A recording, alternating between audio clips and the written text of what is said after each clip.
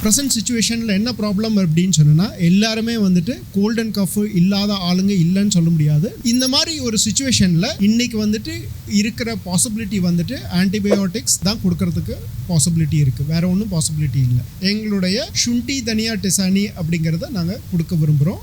இதை வந்துட்டு நார்மலாக நீங்கள் டீ போடுற மாதிரி நீங்கள் போட்டு குடித்தா போதும். ஒரு நாளைக்கு 3 வேளை 2 நாளைக்கு நீங்கள் குடிச்சிங்கன்னா கம்ப்ளீட்டாக கோல்ட் அண்ட் கஃப்லேருந்து நீங்கள் வெளியில் வரலாம். சுக்குமல்லி காஃபின்னு சொல்லி முன்னாடி சொல்லுவாங்க, அதே தான் வந்துட்டு சுண்டி தனியா அப்படின்னு சொல்லி நம்ம சொல்கிறோம். சுண்டி டர்மரிக் அப்படிங்கிறது இதை வந்து குழந்தைங்களுக்கு பாலில் கலக்கி கொடுப்போம், குழந்தைங்களுக்கு இதமாக இருக்கும். அஸ்வகந்தா டிசானி அப்படின்னு சொல்லிட்டு ஜென்ரலாக வந்துட்டு யாரும் ஸ்ட்ரெஸ் இல்லைன்னு சொல்ல முடியாது. அந்த மாதிரி ஸ்ட்ரெஸ் இருக்கும்போது என்ன ஆகுது அப்படின்னு சொன்னா உங்களுடைய பிளட்ல வந்து கார்டிசால் லெவல் கூடுதல் ஆகுது, ஸ்லீப் மோடில் போகாத இருக்கும். இதுக்கு அஸ்வகந்தா நீங்கள் சாப்பிட்டீங்கன்னா உங்களுடைய கார்டிசால் லெவல் கம்மியாகும். அதனால வந்துட்டு பிரெயின் வந்துட்டு ஸ்லீப் மோடு போகிறதுக்கு பாசிபிலிட்டிஸ்.